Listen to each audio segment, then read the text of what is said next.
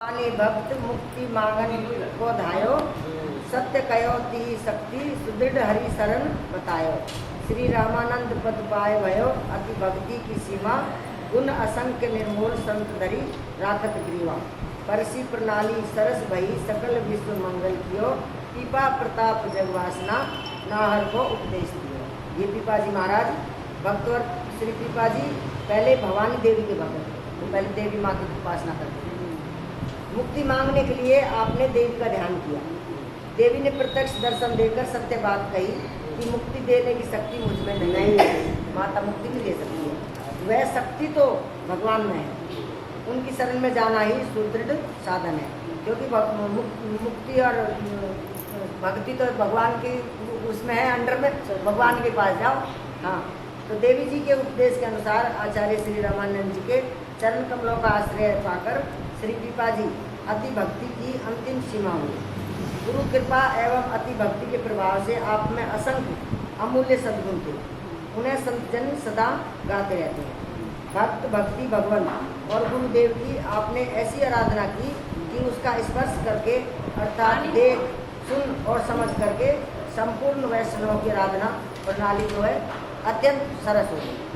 आपने अपने प्रभाव से संपूर्ण संसार का कल्याण किया। इनका प्रमाण ये है कि आपने परम हिंसक सिंह को उपदेश देकर अहिंसक और विलीन बना दिया। शेर को भी उपदेश देके उसे भी हिंसक छुड़वा दी उससे। अब पीपा जी से संबंधित कुछ विवरण इस प्रकार है। श्री रामानंद आचार्य जी का शिष्य बनने की उनकी घटना कि कैसे उनके शिष्य बने। ये है गागरोनगढ़ नामक एक विशाल किला एवं नगर है, ये राजस्थान में ही होगा कहीं। वहाँ पीपा नामक एक राजा हुए, वे देवी के बड़े भगत थे। राजा लोग देवियों की बहुत भक्ति करते थे, क्योंकि शक्ति भी चाहिए होती थी राजा को, शक्ति चाहिए, धन दौलत चाहिए, बेटा बेटी चाहिए। तो एक बार उस नगर में साधुओं की जमात आई। राजा ने जमात का स्वागत करके कहा कि देवी जी को 40 मन अन्न का भोग लगता है। 40 मन, जैसे सवा मणि बोलते हैं, 40 मन, सवा मणि नहीं तो 40 मन। ये 40 मन है, 40 मन नहीं है।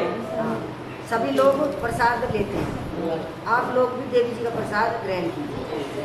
हाँ, संत लोग आए थे वहाँ पर, साधुओं की जो जमात आई थी, यहाँ हम 40 मन का भोग लगाते हैं माता रानी का, आप भी ये भोग प्रसाद लेना।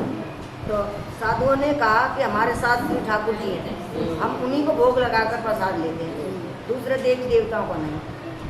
तब राजा ने उन्हें सीधा सामान दे दिया कि आप भगवान के भोग के लिए रसोई तैयार कर लीजिए। साधुओं ने रसोई करके भगवान का भोग लगाया और मन ही मन प्रार्थना की कि हे प्रभु, इस राजा की बुद्धि को बदल दीजिए, इसे अपना भक्त बना लीजिए। भगवान से प्रार्थना करी या कि देवी का भक्त तो बड़ा अच्छा है पर तुम अपना भक्त बना लीजिए। हाँ, रात को जब राजा महल में सोया तो उसने एक बड़ा भयानक सपन देखा। एक विकराल देहधारी प्रेत ने मुझे पटक दिया। राजा को ऐसा लगा कि किसी प्रेत ने मुझे पटक दिया सपने। मैं भयभीत होकर रोने लगा। जागते ही राजा ने स्वप्न की घटना पर विचार किया, तब उसे बैराग हो गया। अब राजा के सोचने विचारने की रीति दूसरी हो गई, उसे भगवान की भक्ति विशेष प्रिय लगने लगी।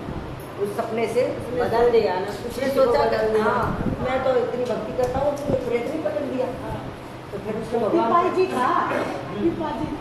हाँ, अब राजा ने देवी से माया से मुक्ति एवं भगवत प्राप्ति का मार्ग पूछा। अब देवी से पूछते हैं कि आप मुझे भगवत प्राप्ति का रास्ता बताओ और मुक्ति भी बताओ। तब देवी जी ने सही बात कही कि काशी में विराजमान श्री स्वामी रामानंद जी को अपना गुरु बनाओ और उनके बताए हुए मार्ग पर चलकर भगवान को प्राप्त करो। तो देवी जी की आज्ञा पाकर राजा ने काशी को प्रस्थान किया। सभी जितने भी देवी देवताओं की उपासना करने वाले लास्ट में वो वहीं पर भेजते हैं, तो वहीं जाओ, वहीं काशी मुक्ति की और ज्ञान की खान है ना भाई। तो भगवान वो लास्ट में तो वही था उद्धार, वही भेजते हैं। शिव भी ये तो देने वाले सब, उनके चरणों में सब वहीं भेजते वो भक्ति देते हैं। श्री स्वामी जी के दर्शनों की इच्छा से राजा ने जब श्री मठ में प्रवेश करना चाहा तो द्वारपालों ने कहा कि आचार्य श्री की आज्ञा के बिना कोई भी भीतर नहीं जा सकता, आप अपना परिचय दें। इन्होंने कहा हम गागरोनगढ़ के राजा हैं। जब स्वामी जी ने जाकर ये बात कही गई तब द्वारपालों से श्री स्वामी जी ने कहा कि हम लोग तो विरक्त हैं, राजाओं से हमें क्या प्रयोजन, हमारे यहाँ राजा आके क्या करेगा भाई। यह सुनकर पीपा जी ने राजशाही वेश का त्याग करके फिर शरणागति की प्रार्थना कहलवा भेजी दोबारा। राजशाही अपने कपड़े उतार के और फिर बोला कि एक शरणागत आया है, फिर ऐसे बोला उनको एक शरणागत आया। अब देहा शक्ति का निराकरण करने के लिए स्वामी जी ने आदेश दिया। अच्छा देखो, भगवान पहले राजा बन के आए, फिर दोबारा उन्होंने कहा कि मैं शरणागत हूँ, मैं शरणागत हूँ, यानी कि मैं अभी अंदर है इसके। गुरु जब शिष्य बनाता है पहले उसको बिल्कुल वो कर देता है साफ सुथरा। अब राजा भाव हटा दिया, अब देह भाव भी हटा दिया। अब उन्होंने क्या बोला, जाके कुएं में गिर जा। जब उसने ये कहा ना कि मैं शरणागत हूँ, ऐसे बोल दो, तो बोले जाके बोले कुएं, आदेश दे दिया जाओ कुएं में गिर पड़ो। अब आज्ञा सुनते ही मन में अत्यंत प्रसन्न होकर पीपाजी कुएं में गिरने चले, परंतु श्री स्वामी जी के सेवकों ने उसे पकड़ लिया। अब इनकी दृढ़ निष्ठा देखकर श्री स्वामी जी बड़े प्रसन्न हुए और इन्हें बुलाकर दर्शन दिए। तब स्वामी जी ने इनको अपना शिष्य बनाया कि जिसने मेरे एक यूँ कहने पर कुएं में गिर जा, तो उसे अपनी जान की परवाह नहीं है और कुएं में गिरने को चला गया। तो अभी इसका मतलब ये दृढ़ निश्चय करके आया है, तभी तो चल दिया। हाँ, तो श्री स्वामी रामानंद आचार्य जी ने भक्त पीपाजी को मंत्र दीक्षा देकर अपना शिष्य बना लिया और इनके ऊपर विशेष कृपा की। गुरुदेव के अनुग्रह से श्री पीपाजी ने भगवत भक्ति को दृढ़तापूर्वक अपने हृदय में धारण किया। श्री स्वामी जी ने आज्ञा दी कि अब तुम अपनी राजधानी गागरोन गढ़ को जाओ और वहीं घर में रहकर साधु संतों की सेवा करो, नहीं तो राजा के बिना राजधानी बेकार हो जाएगी। और 1 वर्ष बीतने पर जब हम तुम्हारी सेवा को सरस जानेंगे और यह देख लेंगे कि तुम संतों की सेवा में सुख मांगते हो और तुम्हारी सेवा से सुखी होकर संत तुम्हारे यहाँ से विदा होते हैं, तब हम तुम्हारे घर आएंगे। पहले हम 1 साल तक ये देखेंगे तुम संतों का कैसे आया, तो अभी तो जांचेंगे कि तुम कितने सरस हो सेवा करने, वही हमारा दर्शन करना।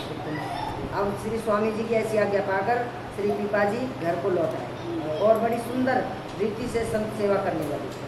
जब वर्ष पूरा होने लगा तब आपने गुरुदेव भगवान को एक पत्र में लिखकर भेजा कि दास पर आप कृपा कीजिए। आज वो दास कह रहा है, शरणागत नहीं कह रहा है, आज दास कह रहा है, अपने वचनों का पालन कीजिए। आपने कहा था कि मैं 1 साल में आऊँगा। पत्र पाकर स्वामी जी अपने प्रिय 40 भक्तों को साथ लेकर गागरोनगढ़ को चले। अब कहते हैं कि पीपाजी की जो रानी श्री सीता सहचरी का श्री रामानंद जी की शिष्या बनना, जो उनकी पत्नी थी, हाँ खैबाग, हाँ पीपाजी की रानी जो थी श्री सीता सहचरी का, वो सीता की सहचरी थी जो उनकी रानी थी, श्री रामानंद जी की शिष्या बनी। आचार्य श्री रामानंद जी महाराज कबीरदास, रैदास आदि अपने 40 शिष्य सेवकों को साथ लेकर गागरोनगढ़ के निकट पहुँचे। श्री गुरुदेव के शुभ आगमन का समाचार पाते पीपाजी पालकी को लेकर आए। आपने स्तुति करके गुरुदेव को तथा सभी साधुओं को अलग अलग दंडवत प्रणाम किया। उत्साहपूर्वक बहुत सा धन और निछावर करके लुटा करके समस्त समाज को अपने राजभवन में पधराया। श्री स्वामी जी ने पीपाजी की भक्त भगवंत में दृढ़ भक्ति तथा सेवा की सुंदर रीति देखकर उनसे कहा कि तुम्हारी इच्छा हो तो घर पर रहकर सेवा करो अथवा विरक्त होकर भजन करो। अब तुम्हारी इच्छा है तो तुम कैसे रहना चाहते हो, दोनों ही तुम्हारे लिए समान है। अब तो तुम घर में रह के भी करोगे तब भी तुम समान हो गए, बाहर जाओगे एक ही बात है, क्योंकि अब तुम बाहर जाने पे भी तुम अलग नहीं रह सकते भगवान के घर में रहते। तो श्री गुरुदेव में तथा उनकी आज्ञा में विश्वास करके उनके श्री चरणों में पढ़कर पीपाजी ने प्रार्थना की कि अपने चरणों में रखे, ना मैं घर में रहूं और ना मैं बाहर जाऊं, अपने चरणों में रखूँ। श्री पीपाजी जब घर छोड़कर स्वामी जी के पास चलने को तैयार हुए तब उनकी सभी 20 रानियाँ भी उनके साथ साथ चलने के तैयार हो गई। तब श्री पीपाजी ने कहा कि यदि तुम सबको मेरे साथ ही चलना है तो कमरी को काटकर उसकी अल्फी पहन लो और मूल्यवान वस्त्र तथा सभी गहने उतार कर फेंको। मेरे साथ चलना है तो फेंको, एक टुकड़ा बांधो अपने, हाँ साधु वेश धारण करके चलो। ऐसा त्याग वे नहीं कर सकते। वो तो सब रोने लगी कि हम तो नहीं उतार पाएंगे ये सब, परंतु उनमें से जो सबसे छोटी रानी सीता सहचरी, वो सीता की सहचरी थी, वे इसके लिए तैयार हो गई। उन्होंने अल्पी गले में डाल ली, सभी आभूषण उतार दिए। तब राजा ने दूसरी आज्ञा दी कि अधो वस्त्र मात्र रखो, कि आधा ही वस्त्र रखो, जिससे तुम्हारा ये शरीर ऐसे बात। हाँ, इस अल्फी को भी उतार कर फेंक दो, जो रखी थी वो भी फेंक दो उतार के।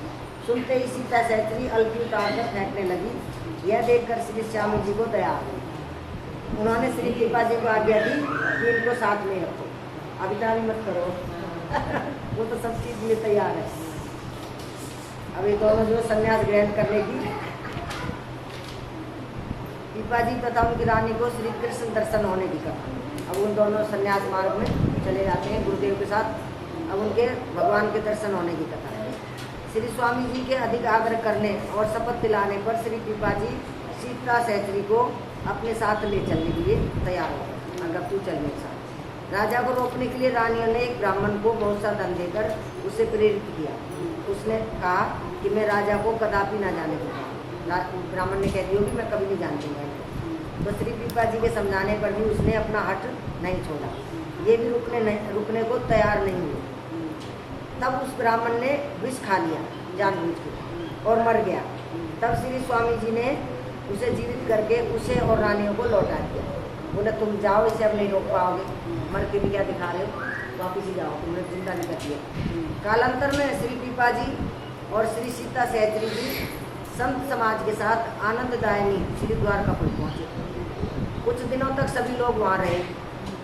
जब श्री स्वामी जी अपने शिष्य सेवकों को लेकर वहाँ से काशीपुरी को चले, तब कृपा जी ने प्रार्थना करके कुछ दिन द्वारका में रहने की आज्ञा मांगी कि आप सब जा रहे हो और मैं थोड़े दिन यहाँ और रहना चाहता हूँ। और आज्ञा पाकर वहीं पर रह गए। रहते रहते इन्हें भगवान के दिव्य द्वारकापुरी के दर्शनों की ऐसी उत्कंठा हुई कि आप समुद्र में ही कूद पड़े। उसी क्षण श्री कृष्ण ने अपने कुछ सेवकों को इन्हें लेवा लाने के लिए भेज दिया।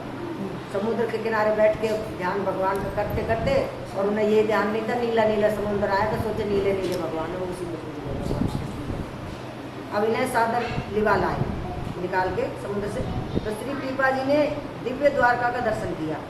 भगवान श्री कृष्ण बड़े प्रेम से मिले और फिर सीता सहचरी समेत श्री कृपा जी सानंद 7 दिन तक वहाँ रहे।